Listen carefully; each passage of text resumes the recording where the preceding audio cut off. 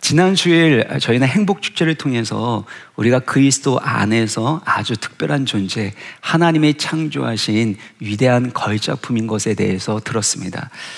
이것은 복음의 진리인데요, 이 복음의 진리를 듣는다고 해서 여러분의 삶과 내면이 변화되는 것은 아닙니다.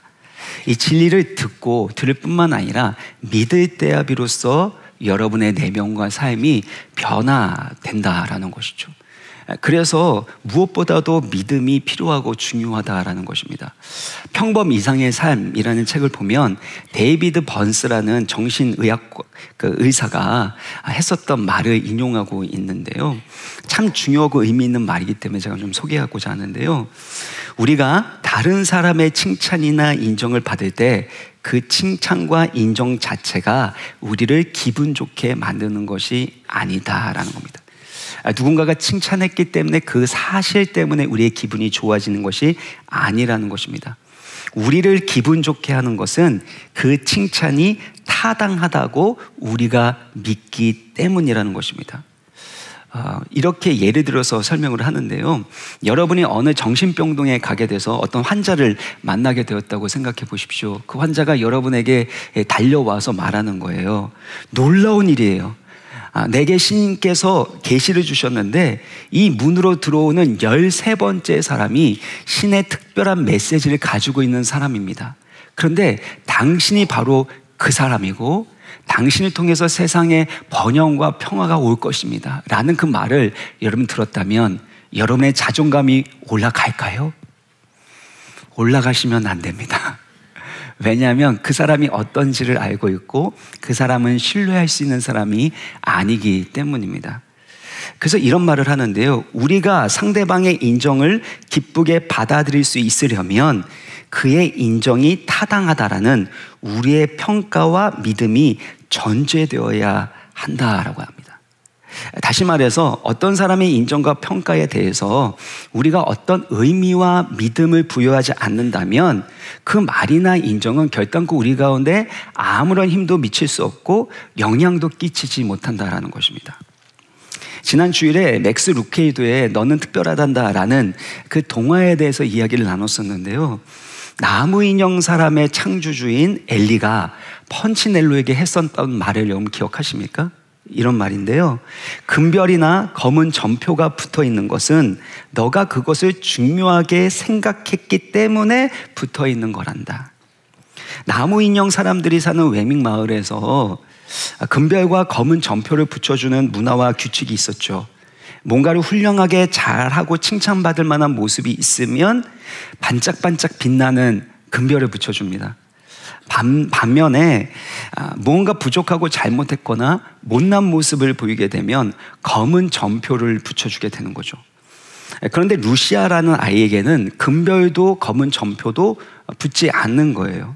그 이유가 바로 엘리가 했었던 말과 동일한데요, 금별이나 검은 점표가 너의 몸에 붙어 있는 것은 너가 그것을 중요하게 생각하고 믿었기 때문이라는 것입니다.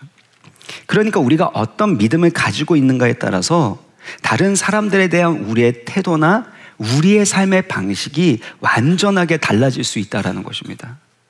사랑하는 성도 여러분, 여러분은 하나님이 창조하신 하나님의 걸작품이심을 믿으십니까?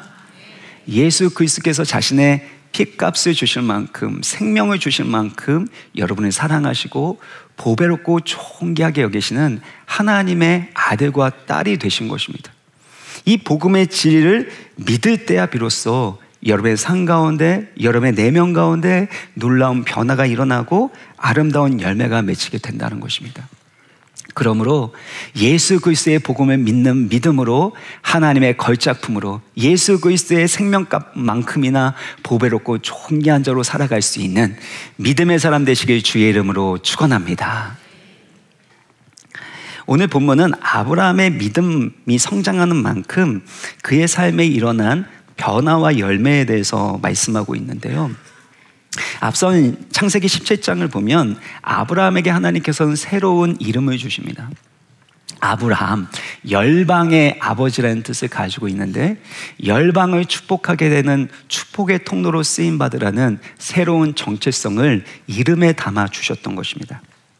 그리고 그 이후에 할례를 언약의 표징으로서 주시는데요. 이 할례라는 것은 더러운 것을 잘라낸다는 뜻이라고 말씀드리지 않았습니까? 그러니까 더러운 것을 잘라내고 이제는 거룩하고 구별된 하나님의 언약 백성이 되었다라는 것을 표징으로, 몸의 표징으로 붙여준 것입니다. 그러니까 아브라함이 이제는 하나님의 거룩한 백성이 되었고 그 믿음으로 살아가고 있고, 그래서 반드시 하나님의 약속과 언약이 성취될 것이다 라는 것을 확실하게 선언하여 주시고 징표로서 주시는 것입니다.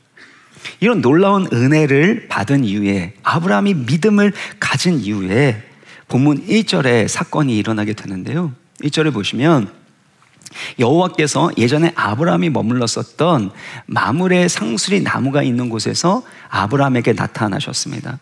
어떤 모습으로 나타나셨는가 하면 2절을 보시면요, 세 사람의 모습으로 나타나셨다는 겁니다. 누군가는 이 세 사람의 모습이 삼위일체가 아닌가라고 말하는데요, 삼위일체 아닙니다. 아브라함이랑 이게 대화를 나누고 나서 나중에 이제 헤어지게 되는데요, 두 사람은 소돔을 향하여 갔다라고 표현하고 여호와 하나님께서는 아브라함과 계속해서 대화를 나누시는 장면이 나옵니다. 그런데 창세기 19장 1절에 보면 그 두 사람이 바로 두 천사였음을 성경은 말씀하고 있는 거죠. 그러니까 그들 중에 한 분은 바로 여호와 하나님이심이 분명하게 드러나고 있습니다. 하나님이 인간의 모습으로 오셔서 식사도 하시고 음식도 드셨다라는 것입니다. 그리고 대화도 나누신 것이죠. 그래서 학자들은 하나님의 아들 예수 그리스도께서 성육신 하시기 전에 이 성육신을 미리 보여주는 표징으로서 하나님이 사람의 모습으로 오셨다라고 그렇게 설명하게 되는데요, 여기에서 학자들이나 많은 사람들이 의문을 갖게 됩니다. 아브라함이 세 사람을 보았을 때 그들이 누구인지 알아보았냐라는 겁니다. 시간이 없어서 자세하게 설명하지는 못하겠지만 2절 3절을 보시면 이 눈을 들어라고 표현을 했을 때 눈을 들어서 여호수아가 여호와의 군대 대장을 보게 되거든요. 또한 아브라함에게 하나님께서 눈을 들어서 너가 보는 모든 땅을 주실 것이라고 말씀하셨습니다. 그러니까 하나님을 보게 되거나 아니면 하나님 주신 언약의 말씀을 받을 때 눈을 들어서 이렇게 표현하고 있는 거죠. 또한 3절을 보면 내 주여라고 되어 있는데 이 표현이 주 여호와여라고 아도나이라는 주 여호와 이 단어를 처음 사용했는데 이 손님을 향하여도 사용하고 있는데 그것을 어느 한 사람에게만 표현하고 있다는 것입니다. 그래서 아브라함이 그들이 또 누구인지, 특별히 그 중에 한 분이 하나님이신 것을 알고 있었다라고 말하게 되죠. 반면에 다른 주석가들은 처음에는 확실하게 알지 못했지만 나중에는 확실하게 알게 되었다라고 해석을 합니다. 히브리서 13장 2절의 말씀을 같이 한번 읽어보겠습니다. 시작. 손님 대접하기를 잊지 말라. 부지중에라는 말은 무슨 말이죠? 자기도 모르는 사이에 천사를 대접했다라는 것인데 그것은 아브라함과 롯을 가리킵니다. 아브라함과 롯이 나그네를 대접하다가 자기도 모르게 천사들을 대접했다라는 것입니다. 고대 근동에서 나그네를 대접한다라는 것은 그들에게 있어서 매우 중요한 의무였습니다. 그리고 환대를 잘하는 것은 그 가문의 명예로 여겨졌습니다. 사실 낯선 나그네를 맞이한다는 건 참 위험한 일이 아닐 수가 없습니다. 뭘 알고 그렇게 손님으로 맞아들일 수 있겠냐 생각할 수 있지만 이 나그네들을 귀한 손님으로 모시고 그들에게 음식과 쉼터를 주게 되면 그들과 좋은 동맹관계를 맺을 수 있기 때문에 이와 같은 풍습이 있었던 걸로 보입니다. 그런데 아브라함이 세 사람을 어떻게 환대하는지를 보면은요, 이 6절을 보면 고운 곡식가루 3살을 가져다가 빵을 만들게 합니다. 이게 오늘날로 이렇게 환산하게 되면 정확하게는 알 수 없지만 한 20kg 정도 되는 그 정도로 엄청난 양의 곡식이라고 추정을 합니다. 그러니까 예를 들면 아비가일이 다윗의 군대 400명을 환대하려고 할 때 5쌀의 곡식으로 빵을 만들어 온 거죠. 그러니까 이만큼 엄청난 많은 양의 이 곡식으로 빵을 만들었다라는 것은 지금 당장 풍성하게 먹을 뿐만 아니라 여행길에 필요하다면 얼마든지 가져갈 수 있는 대로 다 가져가십시오 라고 할 정도로 풍성하게 빵을 대접하고 있는 것입니다. 또 7절을 보시면은요, 거기에다가 기름지고 좋은 송아지를 잡아서 요리를 합니다. 여러분, 스테이크는 송아지 스테이크가 부드럽고 맛있지 않습니까? 좀 드셔보시길 바랍니다. 네. 송아지가 이게 부드럽고 맛이 있더라고요. 마치 왕 앞에 진수성찬을 차리는 것처럼 그렇게 대접하고 있는 것입니다. 그가 할 수 있는 최선을 다해서 음식을 대접하는데, 이 8절을 보시면은요, 거기 보면 엉긴 젖과 우유와 또 하인이 요리한 송아지를 이렇게 차려놓고 나무 그늘 아래에서 그들이 식사를 할 동안에 아브라함은 무엇을 하고 있냐면 거기에 서서 시중 들고 있는 겁니다. 시중 들고 있어요.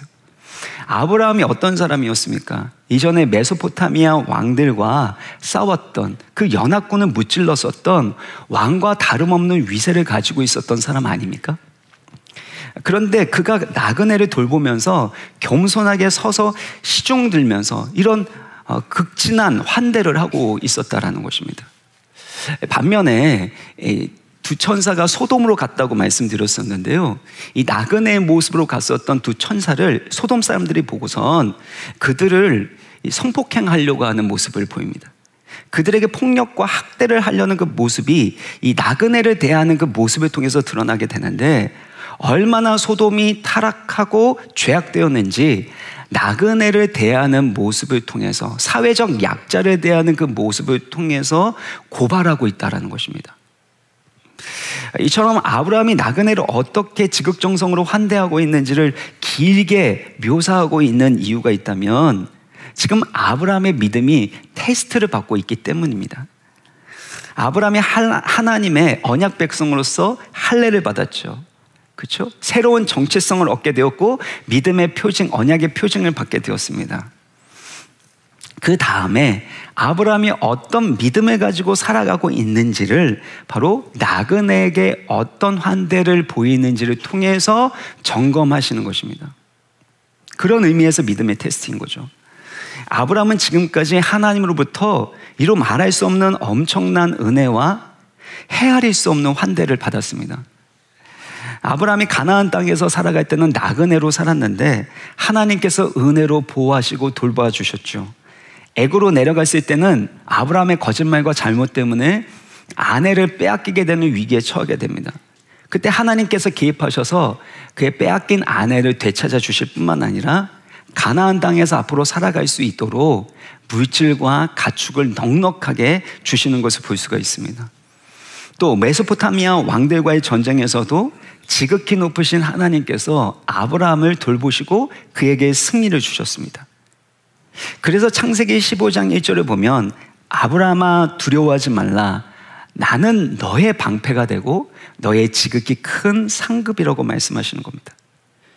이와 같이 아브라함은 헤아릴 수 없는 하나님의 크신 은혜와 환대를 받았습니다. 그렇기 때문에 자신이 받은 그 은혜와 환대를 나그네들에게 흘려 보내야 한다라는 것입니다. 신학자 조슈아 지프라는 학자가 말하기를요, 성경의 하나님은 환대의 하나님, 곧 자기 백성에게 환대를 베푸실 뿐만 아니라 자기 백성이 다른 사람들에게 환대를 베풀도록 요구하시는 하나님이라고 말씀합니다. 그러니까 아브라함이 얼마만큼 믿음의 삶을 살아가고 있는가는 나그네로의 모습으로 오신 하나님을, 그 나그네를 얼마만큼 섬기고 환대하는가, 그것으로 그의 믿음을 점검할 수 있다는 것입니다. 사랑하는 성도 여러분, 기독교 신앙은 반드시 이웃 사랑으로 표현되어야 합니다. 특히 나그네와 사회적으로 소외되고 연약한 사람들을 환대하고 돕는 것이 믿음의 모습이고 믿음의 열매라는 것입니다. 레위기 19장 34절의 말씀을 읽을 텐데요, 여기서 거류민을 나그네다라고 여러분 생각하시고 이 본문을 같이 읽어보겠습니다. 시작. 너희와 함께 있는 거류민을 너희 중에서 나은 자같이 여기며 자기같이 사랑하라. 너희도 애굽 땅에서 거류민이 되었. 나는 너희의 하나님 여호와니라. 나그네, 낯선 이들, 사회적 약자들, 소외된 사람들을 동포와 같이 여기고 너희 자신처럼 사랑하라는 것입니다. 그 이유는 너희가 애굽에 있을 때, 이집트에 있을 그때에도 나그네로 살지 않았느냐, 심지어 노예로 살지 않았느냐. 그러니까 너희가 받은 은혜와 환대를 가난하고 소외된 자들에게 나누고 베풀며 살아가야 한다라고 명령하고 계시는 것입니다. 사랑하는 여러분, 이것이 신앙생활입니다. 믿음이 좋다라는 건 얼마만큼 신앙생활을 오래 했는지, 성경 지식이 많은지 그런 걸로 판단할 수 있는 게 아닙니다.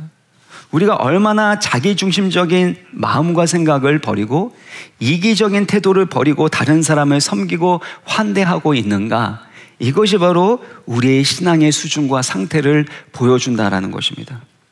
이것은 예수님의 말씀이기도 합니다. 마태복음 25장 37절 38절에 보면 예수님께서 의인과 악인의 특징에 대해서 비유로 말씀하시는데, 여러분, 누가 의인입니까? 의인은 예수 그리스도를 믿음으로 예수 그리스도의 십자가의 공로와 은혜로 의롭다 여김을 받은 자이죠. 그런데 예수님께서 말씀하시는 의인의 특징은 무엇입니까? 이들은 주님인지 알지 못하고 주님을 돌보고 섬기고 환대한 자들이라는 겁니다. 여기 말씀을 보면은요, 주여 우리가 어느 때에 주께서 줄이신 것을 보고 음식을 대접하였으며 어느 때에 나그네 되신 것을 보고 영접하였으며. 그들은 예수님인지 알지 못한 상태에서 섬겼는데 알고 보니까 하나님을 섬긴 겁니다. 왜 하나님을 섬긴 것이냐면 지극히 작은 자, 가장 보잘것없는 자를 섬긴 것이 곧 하나님께 한 것이라는 거죠. 마태복음 25장 40절의 말씀을 같이 읽겠습니다. 시작. 임금이 대답하여 이르시되 내가 진실로 너희에게 이르노니 너희가 지극히 작은 자 하나에게 한 것이 곧 내게 한 것이니라. 지극히 작은 자, 가장 보잘것없는 자 한 사람에게 한 것이 곧 하나님께 한 것이라는 겁니다. 반대로 악인들은 주님을 환대하지도 않고 섬기지도 않았는데 지극히 작은 자에게 하지 않은 것이 곧 주님께 하지 않은 것이라는 것입니다. 그러므로 오늘날도 예수님은 나그네 모습으로 사회적인 약자와 소외된 자의 모습으로 우리 가운데 찾아오신다는 것입니다. 그 나그네와 같은 사회적 약자, 소외된 자들을 어떻게 섬기고 그들을 향하여 어떤 태도를 가지고 있는지가 하나님을 향한 우리의 태도와 섬김의 모습을 보여주는 것이라는 겁니다. 그런 의미에서 우리 교회는 해마다 추수감사주일에 빈봉투 헌금을 합니다. 주변에서 사회적으로 힘들고 경제적으로 어려운 분들, 그들의 필요를 채우고 물질을 나누고 섬기는 일을 하기 위해서입니다. 지극히 작은 자에게 한 것이 곧 주님께 한 것이기 때문입니다. 물론 하나님은 주의 몸된 교회를 통해서 일하십니다. 여러분이 드린 그 헌금을 통해서 하나님의 생명 역사와 그리스도의 사랑과 긍휼을 실천한 일에 귀하게 사용하고 있습니다. 특히 절기헌금은 저희 교회 내부를 위해서 절대 사용하지 않습니다. 구제와 이웃사랑과 선교를 위해서 또 학원 사역을 위해서 모두 사용하고 있습니다. 그러니까 여러분이 원한다면 교회에다가 추수감사 헌금 하셔도 됩니다. 하지만 빈봉투 헌금을 하는 목적이 있다면 여러분이 일상의 생활에서 만나게 되는 이웃들 가운데 나그네의 모습으로 찾아오는 사회적 약자로 찾아오는 예수님이 있기 때문입니다. 그들을 섬기는 것이, 지극히 작은 자 한 사람을 섬기는 것이 곧 주님을 섬기는 것과 다름이 없다라는 것을 여러분의 삶의 현장에서 실천할 수 있도록 하기 위해서 추수감사주일 헌금을 빈봉투 헌금으로 하고 있는 것입니다. 특별히 올해는 OCC 선물상자 섬김을 진행하기로 했습니다. 크리스마스를 맞이해서 선교지에 있는 어린아이들에게 구원의 선물로 오신 예수 그리스도의 복음을 증거하고 또 후속 과정으로 그들을 제자 양육 훈련을 하는데 저희가 동참하려고 하는 겁니다. 여러분, 크리스마스 때 가족들과 함께 식사도 하고 또 자녀들이나 손주들에게 용돈도 주시고 선물도 주시지 않습니까? 주시기 바랍니다. 네, 여러분 주시기 바랍니다. 근데 여러분의 자녀만이 아니라 복음이 필요한 아이들에게 그 선물 상자를 전해주면서 복음을 증거할 뿐만 아니라 그들을 그리스도의 제자로 양육할 수 있다면 이것이 얼마나 귀하고 복된 일입니까? 그래서 저희 가족은 5명이거든요. 자녀가 3명이고, 그래서 저는 선물 상자 5개 하려고 합니다. 그렇다고요. 네. 다들 기쁨으로 동참할 때 지극히 작은 자에게 한 것, 그것이 바로 주님께 한 것이 되는 것이고, 또 예수님께서 이 땅에 생명의 구원의 선물로 오신 그 메시지를 전하는 삶을 살아가는 것이라고 생각하기 때문입니다. 그래서 하나님께서 여러분에게 베풀어 주신 은혜와 환대를 생각하시길 바랍니다. 자격 없는 죄인인 우리를 예수 그리스도께서 우리를 위하여 죽으시고 부활하심으로 하나님의 자녀가 되고 놀라운 하나님의 환대를 받으며 살아가게 하신 거 아닙니까? 그렇다면 우리가 받은 이 놀라운 은혜와 환대를 나그네와 같은 가난하고 소외된 사람들에게 나누는 것, 이것을 하나님이 기뻐하시고 이 일을 행하게 될 때 지극히 작은 그 한 사람에게 하는 것이 바로 주님께 하는 것이라고 말씀하시는 것입니다. 그런가 하면 이 구절을 보시면요, 그들이 맛있게 식사한 이후에 아브라함에게 질문을 하는데요, 그 질문의 내용이 내 아내 사라가 어디 있느냐라는 질문입니다.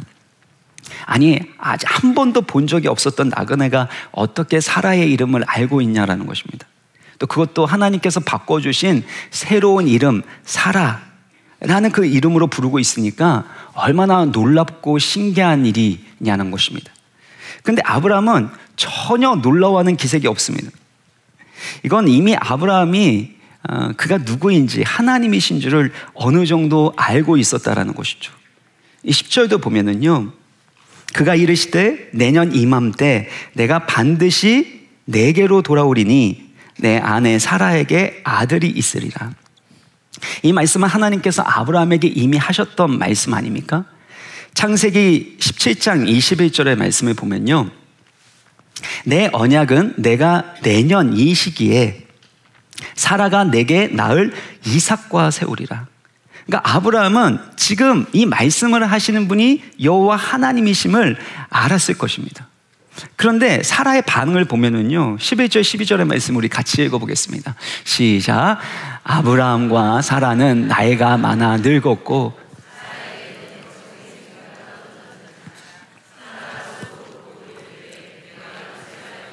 내 주인도 늙었으니 내게 무슨 즐거움이 있으리요. 여기에서 여성의 생리라고 표현 번역되었었던 것은 히브리 이 원문을 직역하게 되면 여성의 길입니다. 그러니까 더 이상 아이를 낳을 수 있는 길이 이제는 끊어졌다라는 뜻인 거죠. 나이가 늙었다라는 그 표현도 여기서 3번이나 반복되는 것을 볼 수 있습니다. 그러니까 인간적으로는 도무지 아이를 낳을 수 없는 몸 상태, 늙음의 상태, 불가능과 절망의 상태에 있음을 말씀하고 있는 것입니다. 그러니까 사라가 웃고 있는 거죠. 다시 한번 이 본문을 보시면요, 12절을 보시면 사라가 속으로 웃고 있는 겁니다. 속으로 웃고 있는 것. 근데 속으로 웃고 있다고 얘기하면서 맨 끝에 뭐라고 말하죠? 내게 무슨 즐거움이 있으리요. 여러분, 즐거움과 기쁨이 없는데 웃어요. 그 웃음은 어떻게 해석해야 됩니까? 쓴 웃음, 냉소적인 웃음이 아닙니까? 이미 나이가 많이 늙었고 생리가 끊어져서 이제는 아이를 낳을 수 있는 길이 없는 이 여성에게 내년에 아들을 낳게 한다고? 아니, 25년 전에 이 일이 일어났으면 내가 믿었을 텐데, 아니면 10년 전이면 모르겠지만 왜 이제 와서 도무지 안 되는 일인데 너무나도 황당하고 어이없어서 웃는 웃음이 아닙니까? 과거에 반복되는 실패와 상처 때문에 웃는 거죠. 그것으로 인해서 실망과 좌절로 인해서 하나님의 말씀을 믿지 못하는 불신앙에서 나오게 되는 쓴 웃음, 냉소적 웃음을 하고 있는 것입니다. 근데 우리가 신앙생활 할 때도 이와 같이 실패와 실망 때문에 하나님의 말씀에 대해서 쓴 웃음과 냉소적 웃음을 지을 때가 있지 않느냐는 겁니다. 제가 오늘 집사님하고 상담을 하게 되는데요, 그렇게 말씀하시는 거예요. 우리 남편이 변한다고요? 그래서 3부가 조금 더 표현이 됐습니다. 잘 된 겁니다, 이게. 이렇게 했는데, 그 사람이 변한다면 참 참 변했으면 좋겠지만 이렇게 표현하는 것들을 제가 들었습니다. 그렇게 많이 애쓰고 노력했지만 변화되지 않는 배우자 때문에, 또 변하지 않는 자녀들 때문에, 목사님 우리 애가 변한다고요? 저는 포기했습니다. 더 바라지 않습니다. 이렇게 반응하는 모습도 있죠. 그 사람이 정말 변하겠나? 그런 일이 정말 일어날 수 있는가? 더 이상 기대하지 않는, 아무리 노력하고 애썼지만 반복되는 실패와 실망으로 인해서 상처받고 낙심하고 있는 그 마음이 여러분 가운데 있지 않느냐는 겁니다. 하나님 말씀하셨음에도 불구하고 지금도 이 말씀을 들으면서도 참 저런 일들이 일어날 수 있는 거야? 내 삶 가운데 일어나는 게 말이 되는 거야? 재정적인 문제이든 관계적인 문제이든 아니면 죄의 문제이든지 간에 이제는 더 이상 기대조차 되지 않고 그냥 내 가운데 있는 힘들고 어려운 일들로만 벗어났으면 하는, 거기에서 나오는 냉소적인 웃음, 쓴 웃음이 여러분 가운데 있지 않느냐라는 것입니다. 하나님은 그런 사라의 불신앙의 쓴 웃음, 냉소적 웃음을 넘어가지 않고 다루어 가시는 것을 보게 됩니다. 13절 14절의 말씀을 같이 읽겠습니다. 시작.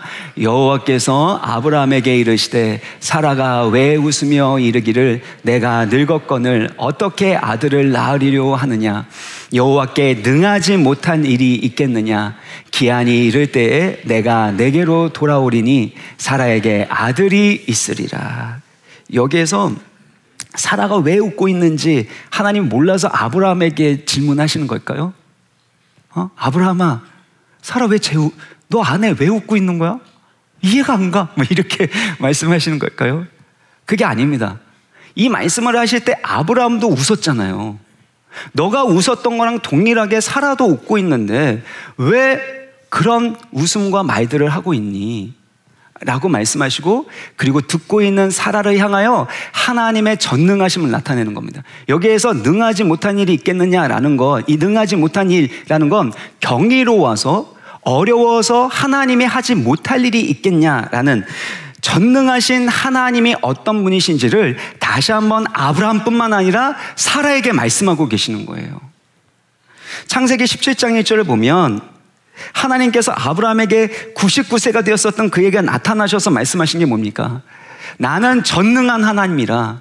전능한 하나님은 엘샤다이, 전능한 하나님 뿐만 아니라 모든 것에 충분하신 하나님, 모든 것을 충족시키는 하나님이라는 뜻입니다. 이 전능하신 하나님이 바로 이 가정 가운데 아브라함과 사라에게 찾아오셨고 말씀하고 계시는 것을 가르쳐 주시는 거죠. 그런데 15절 사라의 반응을 보면요, 사라가 두려워요. 하나님의 임재를 느끼게 된 겁니다. 그러니까 자기도 모르게 부인하는 거예요. 내가 웃지 않았습니다. 근데 하나님 뭐라고 했어요? 아니라 너가 웃었느니라. 지금 주님께서 이 재판장 가운데 사라를 세워놓고 웃었어 안 웃었어 막 따지듯이, 안 웃었다고? 웃었다니까? 이렇게 해서 웃었는지 안 웃었는지 기분 나빠서 따지는 것처럼 느껴지십니까? 그렇지 않습니다. 여러분 솔직히 말해서 생각해 보세요. 사라가 웃었습니까? 안 웃었습니까? 웃었어요? 속으로 웃었지 진짜 웃은 건 아니잖아요. 그러니까 하나님 앞에서 말했어요. 속으로 웃었지 진짜 웃은 건 아닙니다. 이렇게 말할 수 있는 거 아닙니까? 그러니까 하나님께서는 지금 사라가 웃었는지 안 웃었는지 그거를 따지려고 하는 게 아니라 속으로 웃었던 그 쓴 웃음과 냉소적 웃음을 할 수밖에 없었던 사라의 불신앙을 다루고 있는 거죠. 과거에 반복해서 일어났던 실패, 그것으로 인한 실망과 그 상처, 그래서 더 이상 꿈꾸지 못하고 기대하지 못하고 하나님의 말씀하신 것을 믿지 못하고 냉소적인 웃음을 지을 수밖에 없는 사라의 그 상한 마음과 불신앙을 다루어 가신다라는 것입니다.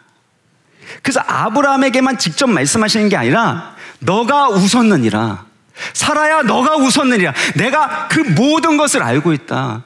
너가 속으로 어떤 생각을 하는지, 왜 웃었는지, 그 쓴 웃음과 냉소적 웃음이 어디서부터 나왔는지 내가 다 알고 있다. 내가 너의 마음을 알고 있다. 왜 안 믿어지는지, 왜 웃게 됐는지도 내가 알고 있다 라고 말씀하시면서 하나님이 전능한 하나님이심을 가르쳐 주시는 겁니다. 그래서 믿음이 없어 의심하고 쓴 웃음을 지을 수밖에 없는 사라에게 말씀으로 그녀의 마음을 치료하시고 위로하시고 그녀의 믿음을 만들어가고 계시는 겁니다.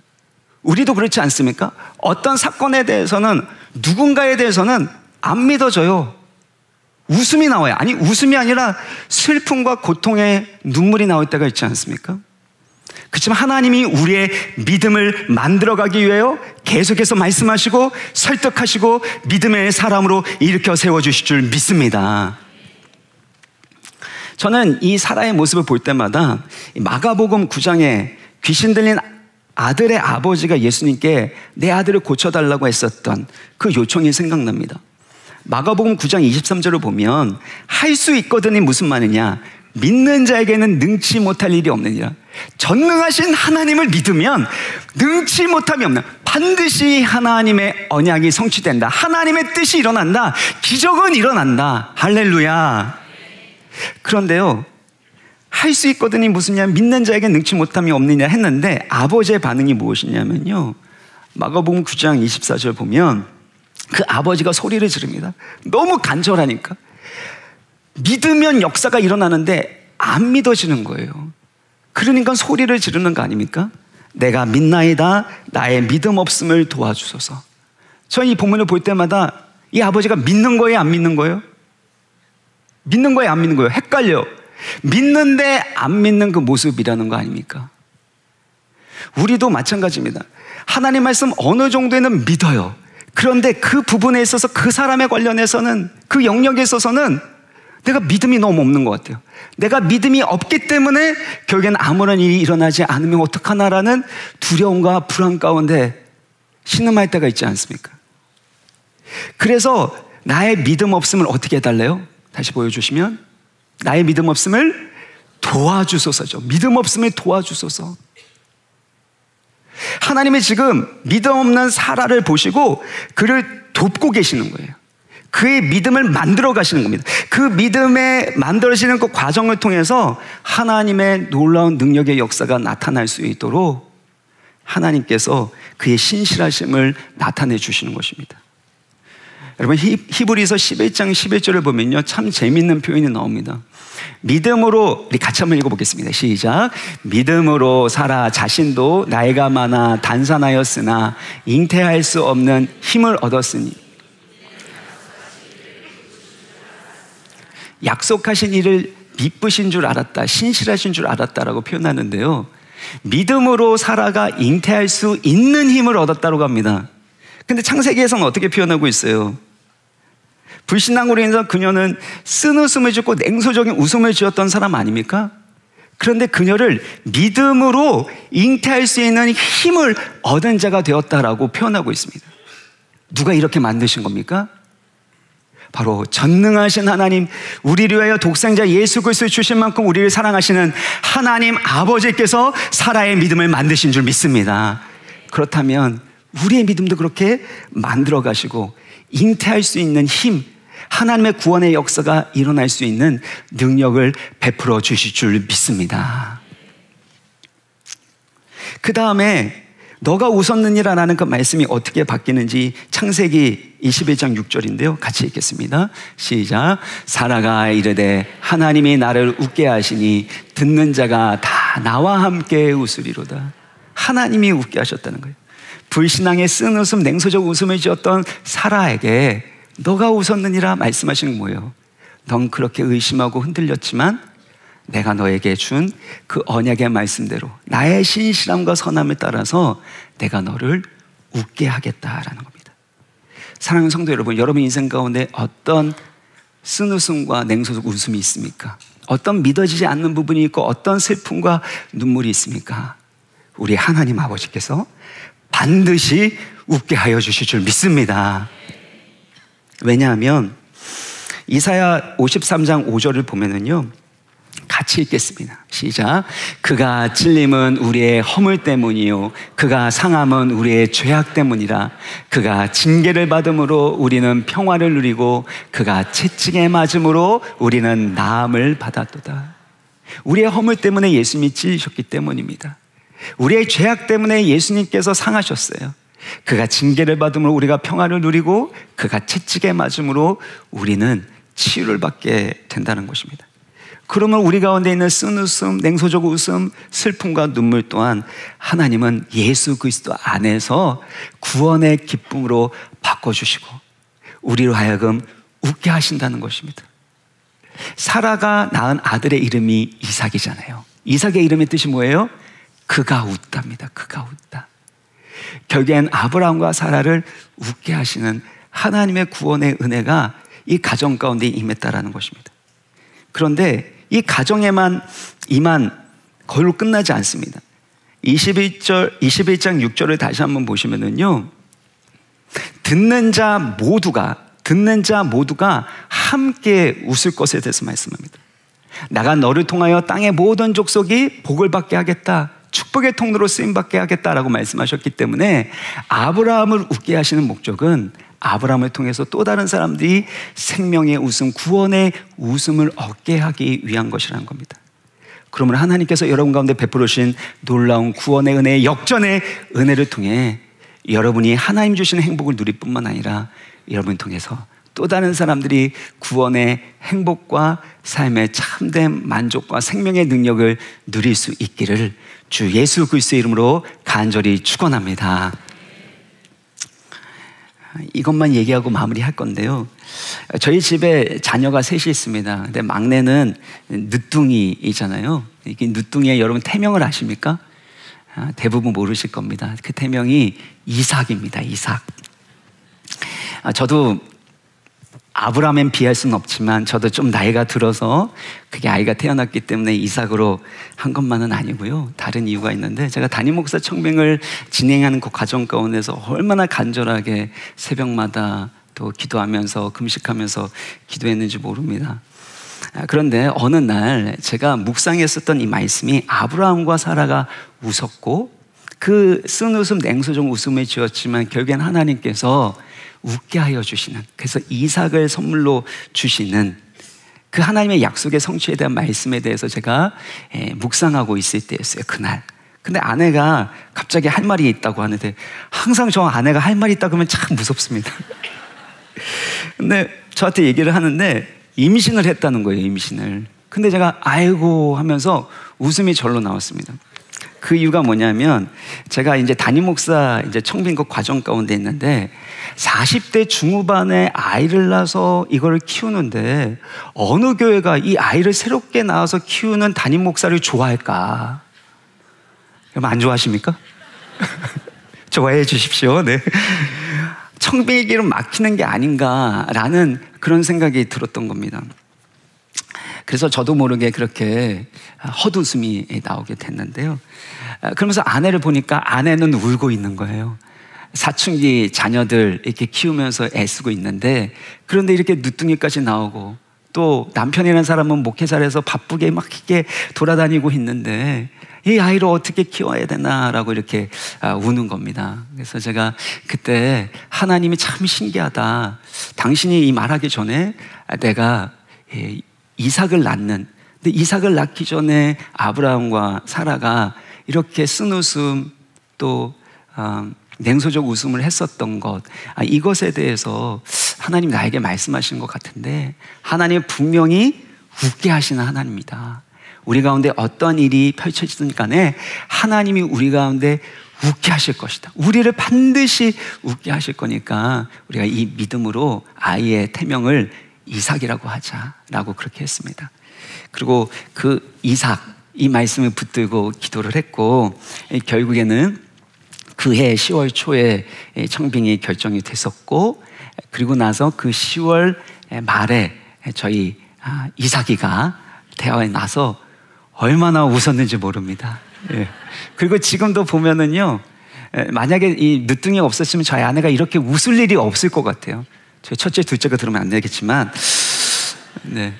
그러니까 뿐만 아니라 저희에게 그렇게 하나님이 웃음을 주셨을 뿐만 아니라 이것은 앞으로 제가 하는 그 사역을 위해서 하나님이 주신 거다라는 생각이 참 많이 들었습니다. 저희가 저기 보면 잠옷이 지금 리모델링 한 거 너무 좋으시죠? 누구 때문에 리모델링 했다고 생각하십니까?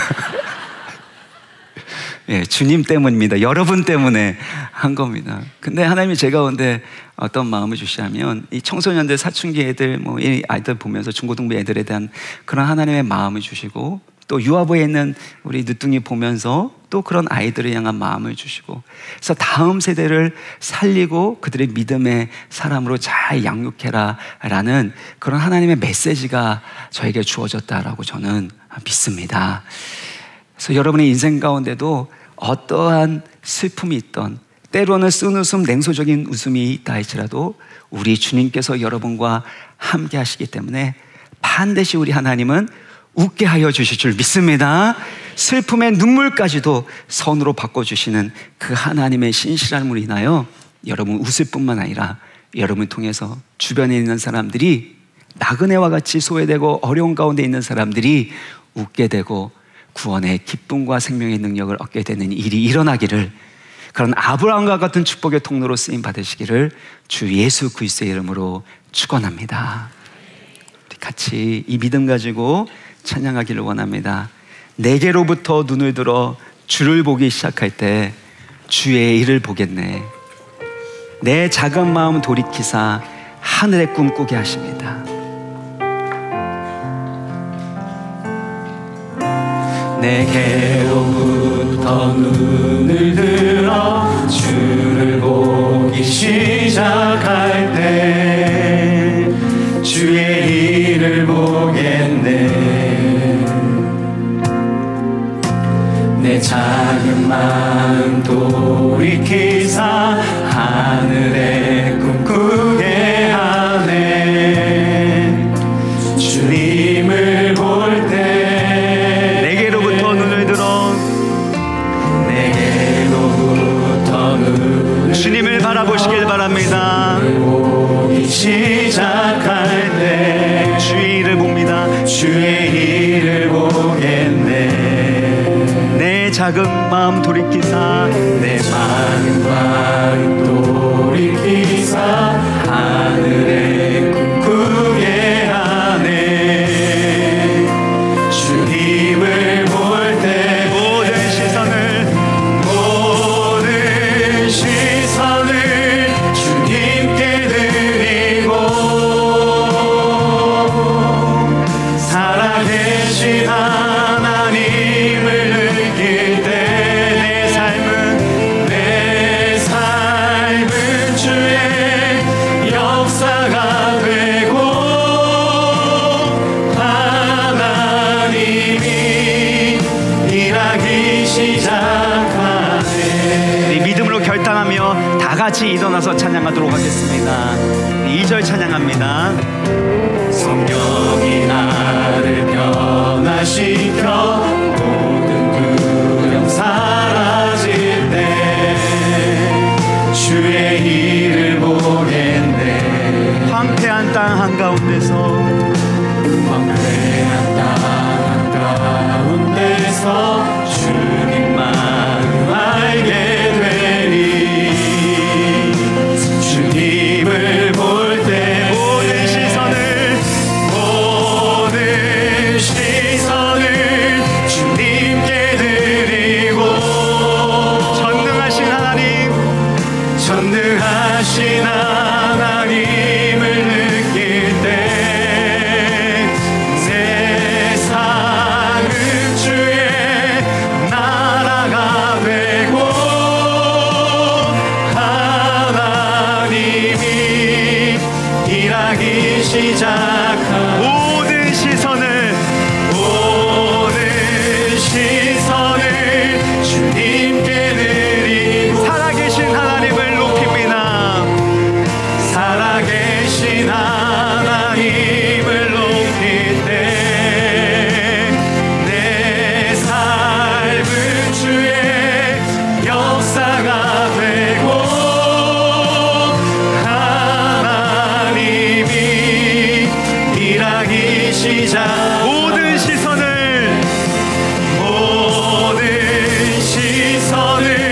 주님께 드리고 전능하신 하나님을 높입니다. 전능하신 하나님을 높일 때 세상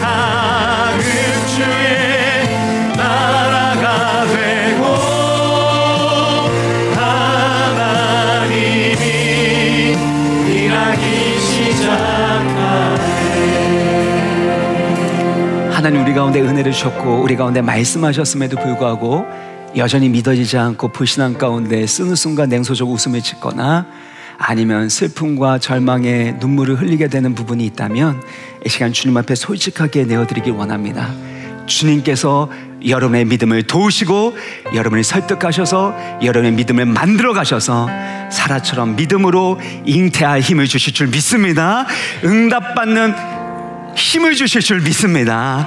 이 믿음 가지고 특별히 내가 하나님 앞에서 정말 웃게 하여 주실 것을, 하나님의 나로 하여금 웃게 하여 주심을 경험할 뿐만 아니라 지금 나를 통해서 또 다른 사람들이 웃게 되어지는 하나님의 놀라운 은총과 구원의 능력을 체험하게 하여 주옵소서. 그런 축복의 통로로, 은혜의 통로로 쓰임받게 해달라고 이 시간에 주여 한번 간절히 한번 부르고 기도합니다. 주여. 하나님 아버지 감사합니다. 우리가 귀한 말씀을 주셔서 우리의 삶 속에서 아버지 때로는 아버지 하나님, 우리가 오늘 냉소적으로 이거는 안 된다고, 이 사람은 안 된다고 생각하는 그 모든 것을 주 앞에 맡겨드립니다. 주님께서 반드시 웃게 하여 주시고 주님께서 반드시 우리의 그 모든 시기와 누구를 닦아주시고 아버지 하나님 하여 주시고서 믿습니다. 이삭의 하나님, 여호와의 하나님, 전능하신 하나님을 찬양합니다. 또한 우리를 통해서 하나님의 은혜를 목소리 많은 사람이 살아나게 하여 주옵소서. 아버지 놀라운 주의 역사가 일어나게 하여 주시옵소서. 주여 전능하신 하나님, 우리와 독생자 예수 그리스도 주시고 사랑하시는 그 사랑 안에 거하게 하여 주옵소서. 이 믿음으로 살아갈 수 있도록 주님 도와주시고 은혜 베풀어 주시옵소서. 할렐루야, 할렐루야. 자비로우신 아버지 하나님, 우리를 향하신 하나님의 선하신 계획과 약속의 말씀이 반드시 우리의 삶 가운데, 우리의 가정 가운데 이루어질 줄 믿습니다. 여전히 믿어지지 않아 우리 가운데 쓴웃음이 있고 냉소적 웃음이 있고 또 때로는 상처와 낙심 가운데 눈물 흘리고 계시는 우리 성도님들이 있다면 주님 찾아가 주시고 말씀하여 주시고 위로하여 주시고 치유하여 주시고 그 마음과 믿음을 설득하여 주셔서 사라처럼 믿음으로 잉태할 힘, 하나님의 구원의 역사가 일어나는 은혜를 얻게 하여 주옵소서. 특별히 우리를 통해서 또 다른 사람들이 치유받기를 원합니다. 웃게 하여 주시는 그 하나님의 은총을 경험하게 하여 주옵소서. 반드시 하나님 등치 못함이 없는 줄 믿습니다. 이 믿음으로 살아가게 될 때 우리의 태신자들 살아나게 하여 주옵시고 예수 믿지 아니하는 우리의 가족들, 또 아버지 안에 힘들고 어려운 가운데 있는 우리의 사랑하는 사람들이 하나님의 놀라운 치유와 구원과 역전의 은혜를 경험하게 하여 주옵소서.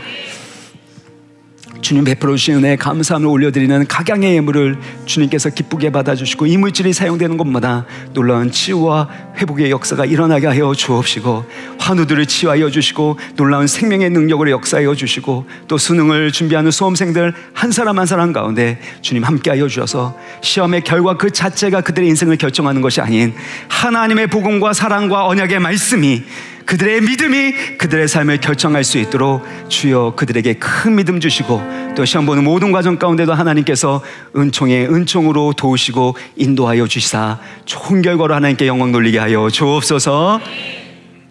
예수 그리스도의 이름으로 기도합나이다. 아멘.